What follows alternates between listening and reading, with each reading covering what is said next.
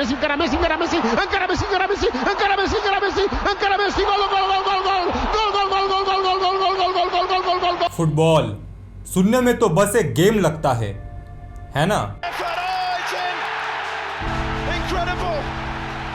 पर ऑनेस्टली बात करूं तो ये सिर्फ एक गेम नहीं है। एक फुटबॉल फैन से पूछो, उसके लिए ये एक इमोशन है, उसकी पूरी जिंदगी है। जर्मन मैनेजर क्लॉप जैसे लेजेंड को एक ओपन इंटरव्यू में थक हार कर बोलना पड़ा कि VAR is a real problem, I would vote to scrap it. तो क्या आप तैयार हो इस माइंड ब्लोइंग जर्नी के लिए?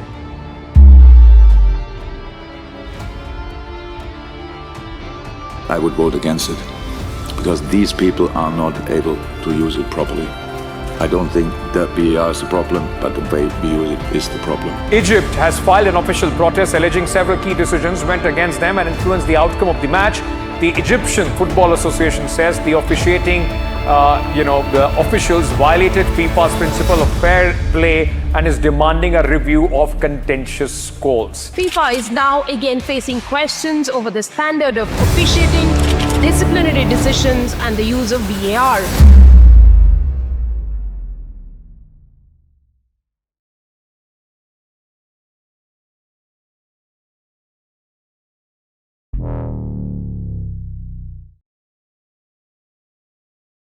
तो आज के इस हाईटेक और 3D मॉडलिंग वाले फीफा को समझने से पहले थोड़ा हिस्ट्री में पीछे चलते हैं और समझते हैं कि क्यों इतने सालों तक फीफा टेक से पीछे भाग रही थी।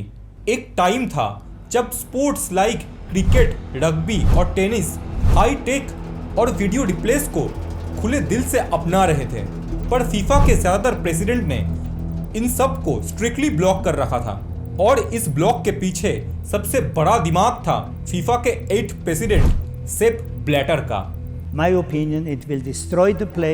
Then we have to stop the game and to have a look if it is in or outside the penalty mark or not. We must keep one referee on the field of play and the referee is the only man who makes a decision. उनका vision clear था और उन्होंने 4 reasons दिए थे। पहला था universality of the game. उनका मानना था कि फुटबॉल पूरी दुनिया में एक ही तरह से खेली जानी चाहिए, चाहे वो कोई छोटे से गांव के बच्चे खेल रहे हो या वर्ल्ड कप के एलाइट प्रोफेशनल्स। अगर एक्सपेंसिव टेक्नोलॉजी आई तो अमीर क्लब्स और जमीन से जुड़े ग्रासरूट मैचेस में बहुत ज्यादा भेदभाव होगी। दूसरा रीजन था कॉस्ट का। उस टाइम एक स्टेडियम में सेटअप लगाने का खर्चा $4,000 था और मेंटेनेंस का खर्चा अलग। उनका लॉजिक सिंपल था कि गेम के रूल्स इस बात पर नहीं डिपेंड करनी चाहिए कि किस फेडरेशन के पास कितने ज्यादा पैसे हैं। तीसरा और सबसे बड़ा रीजन था ह्यूमन एलिमेंट का। ब्लैटर कहते थे कि फुटबॉल एक इंसानी खेल है और इसका असली मजा फैलिएबल ह्यूमन जजमेंट यानी इंसानी गलतियों से ही आता है। और आखिरी प्रॉब्लम थी एक्यूरेसी और गेम डिले का डर। किसी को भी पूरा भरोसा नहीं था कि ये सिस्टम 100% एक्यूरेट काम करेगी या नहीं।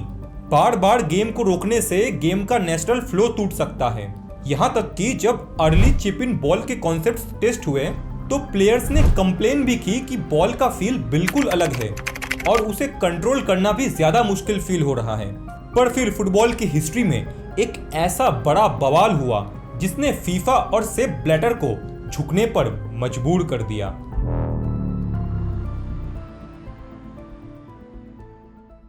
फुटबॉल में टेक्नोलॉजी को लेकर डिबेट तो सालों से चली आ रही है, लेकिन 2010 के वर्ल्ड कप ने इस डिबेट को थ्योरी से निकालकर एम्बैरेसमेंट में बदल दिया। 2010 के वर्ल्ड कप में इंग्लैंड और जर्मनी का एक हाई स्टेक मैच चल रहा था। से लगकर सीधा गोल लाइन के अंदर गिरा और स्पिन होकर बाहर आ गया। गोल एकदम साफ था, लेकिन लाइव मैच में रेफरी और लाइन्समैन इन दोनों से इतना बड़ा मोमेंट मिस हो गया और उन्होंने गोल देने से साफ आता है। और कहानी यहीं खत्म नहीं होती। उसी दिन कुछ ही घंटों बाद एक और हादसा हुआ। अर्जेंटीना वर्सेस मेक्सिको के मैच है और उन्होंने पिच पर ही रेफरी को घेर लिया। लैम्पर्ट के गोल ने दिखाया कि गोल लाइन पर एक एक्सटर्नल हेल्प चाहिए और अर्जेंटीना के गोल ने प्रूफ किया कि बिना टेक के चलने वाला ये गेसवर्क अब स्टेडियम के अंदर दंगे करवा सकती है। जब पूरी दुनिया में टीवी रिप्लेस चलने लगे तो लोगों को साफ दिख रहा था कि बॉल गोल लाइन के अंदर था। पूरी दुनिया में बवाल मच गया। लोग गुस्से में पूछने लगे कि $1 बिलियन का इतना बड़ा टूर्नामेंट अभी भी गेस वर्क पर कैसे चल सकता है। आपको सुनकर हैरानी होगी कि इससे ठीक पहले फीफा ने टेक कंपनीज को साफ बोल दिया था कि गोल लाइन टेक्नोलॉजी पर पैसा वेस्ट करना बंद करो, पर जब लाइव टेलीविजन पर वर्ल्ड कप की इज्जत दांव पर लगी तो उनको यू टर्न लेना पड़ा। खुद से ब्लैटर ने बाद में एक्सेप्ट किया कि फ्रैंक लैम्पर्ट का वो गोल ही वो मोमेंट था जिसने उनको शॉक कर दिया था और उन्हें रियलाइज हुआ कि हम अगले वर्ल्ड कप में ऐसी गलती दोबारा अफोर्ड नहीं कर सकते। उस दिन जीएलटी के अप्रूवल को फुटबॉल के दुनिया में एक हिस्टोरी डे के नाम पे घोषित किया गया। इसके बाद हॉकाई जैसे सिस्टम्स की टेस्टिंग शुरू हुई। फिर 2012 में गेम की लॉस को कंट्रोल करने वाली बॉडी IFAB ने जीएलटी के फेवर में वोट कर दिया। 2013 के कॉन्फेडरेशंस कप के लिए जर्मन कंपनी गोल कंट्रोल को चुना गया। उनके गोल कंट्रोल 4D सिस्टम ने टूर्नामेंट में 68 गोल्स को बिल्कुल करेक्टली इंडिकेट करके फीफा का पूरा भरोसा जीत लिया, जिसके चलते उन्हें 2014 के वर्ल्ड कप के लिए ऑफिशियल प्रोवाइडर बना दिया गया। FIFA has announced that goal control will be the goal line system in place at the 2014 World Cup. It follows what FIFA referred to as the successful implementation of goal line technology at the 2013 Confederations Cup. We have installed our system in Maracanã, and now we are doing here the final tests before we go into the World Cup with our systems. The important thing is that every cameras are installed at right position, and we have computers behind it, and we do all the image processing via these computers and the cameras, and all computers and cameras has to work together that they at the end form the information of the ball and finally the trajectory of the ball. अब आप ये सोचोगे कि आखिर ये goal line tech system काम कैसे करता है, तो चलिए इसे अगले चैप्टर में समझते हैं।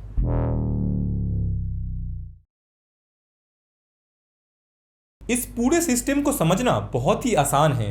स्टेडियम्स के छत पर पूरे 14 सिस्टम्स लगाए गए और हर गोल पोस्ट पर 7 cameras.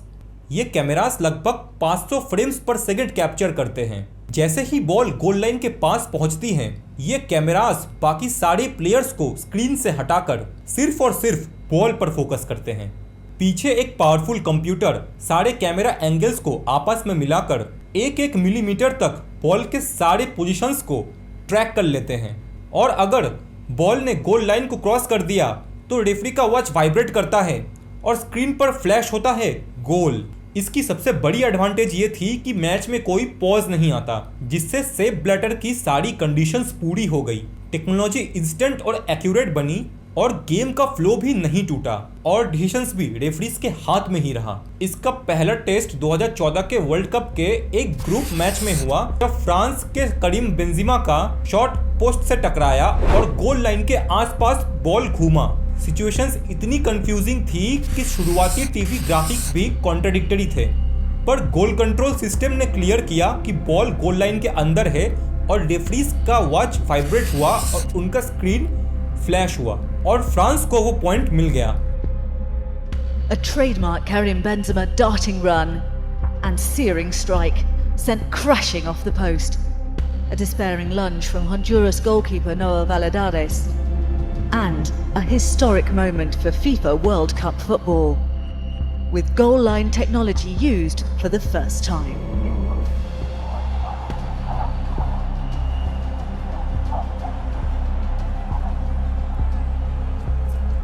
When I saw the goalkeeper touching the ball, I said, come on, it's a goal. I was not sure, really.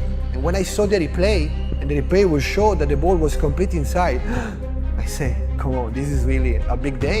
लेकिन यहाँ एक ऐसी कॉर्पोरेट वार हुई जो लोग अक्सर भूल जाते हैं। 2014 के वर्ल्ड कप के बाद जर्मन कंपनी गोल कंट्रोल को लगा कि उन्होंने पूरे मार्केट को कैप्चर कर लिया है, पर उसका सबसे बड़ा कंपटीटर हॉकाई, जो टेनिस और क्रिकेट से ऑप्टिकल सिस्टम सीख कर आया हुआ सिस्टम था, उसने उन्हें कमर्शियल मार्केट में सिस्टेमेटिकली क्रश कर दिया। बात यहां तक पहुंच गई कि 2018 के फ्रांस के लीग 1 ने गोल कंट्रोल सिस्टम को स्ट्रिक्टली सस्पेंड कर दिया, क्योंकि उनके सिस्टम में मैसिव टेक्निकल ग्लिचेस आने लगे। कभी रियल गोल पर वॉचेस वाइब्रेट नहीं होती थी, तो कभी बॉल का दूर दूर तक पता नहीं होता था और रेफरीज की वॉच पर गोल फ्लैश हो जाता था। इस चीज ने यह साबित किया कि फुटबॉल में बस एक चीज को इम्प्लीमेंट कर देना ही काफी नहीं है, उसको मेंटेन करना भी एक अलग ही लेवल का जंग है। लेकिन गोल लाइन टेक्नोलॉजी तो बस एक शुरुआत थी, असली गेम चेंजर अभी आना बाकी था। जी हाँ, मैं VAR की बात कर रहा हूँ। ये वो वर्चुअल रियलिटी नहीं है, ये है video assistant referee. The host broadcast production teams will implement a picture-in-picture solution to help explain the complete story. This composite consists of 3 boxes.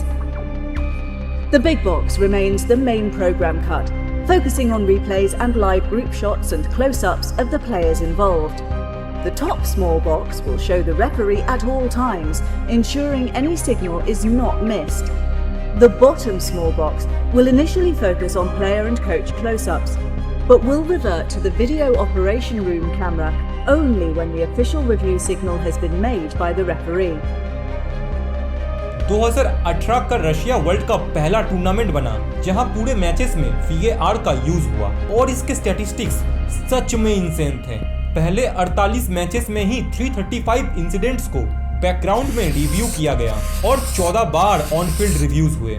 इस टेक की मदद से करेक्ट डिसीजन रेट 95% से बढ़कर 99% तक पहुंच गई और पहली VAR awarded penalty France versus Australia match में एंटोनी ग्रीजमैन पर हुई फाउल पर मिली। डेटा पर तो VAR एक सुपर हिट था, पर इसने एक नई तरह की बहस और केओस को पैदा कर दिया था। Germany versus south Korea match में स्टॉपेज टाइम पर पहले तो एक गोल को ऑफसाइड दिया गया, पर VAR के रिप्ले को देखकर उसे करेक्ट गोल घोषित कर दिया गया क्योंकि बॉल जर्मन प्लेयर से लगकर आई थी। फिर ब्राजील वर्सेस बेल्जियम मैच में गैब्रियल जेसस पर क्लियर कॉन्टैक्ट होने के बाद भी पेनल्टी डिनाई कर दी गई, जिससे सबको समझ आ गया कि टेक्नोलॉजी भी इंसानी दिमाग यानी सब्जेक्टिव इंटरप्रिटेशन से ऊपर नहीं है। मैचेस में डिले बढ़ने लगे और फैंस फील्ड रेफरी के बजाय बूथ वालों से इरिटेट होने लगे। जहां फीफा के रेफरी बॉस पियरलुइगी कोलिना कह रहे थे कि VAR ने फुटबॉल को पहले से ज्यादा फेयर बनाया है, वहीं दूसरी तरफ प्लेयर्स और मैनेजर्स का गुस्सा फूट रहा था। ज्यूरेन क्लॉप ने जो डर जताया था वही सच साबित हुआ। रेफरीज स्लो मोशन रिप्लेस को देखकर नॉर्मल बॉडी कांटेक्ट को भी इंटेंशनल फाउल समझने लगे और फुटबॉल का नेचुरल फिजिकल एलिमेंट धीरे धीरे खत्म होने लगा।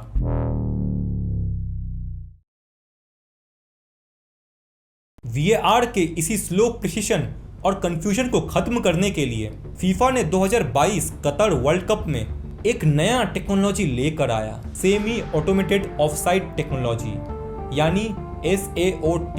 The new technology, you can see the lines have already been drawn for us and it's identified the players, so that's already happened before me even having to think about drawing a line, and we're good to go with them straight away. It's important to understand that it is semi-automated offside technology, and therefore as VARs we still have a piece of due diligence to do. So the system will set out its recommendations, and those recommendations are very accurate. Around 12 cameras inside the stadium. They monitor where the ball is going.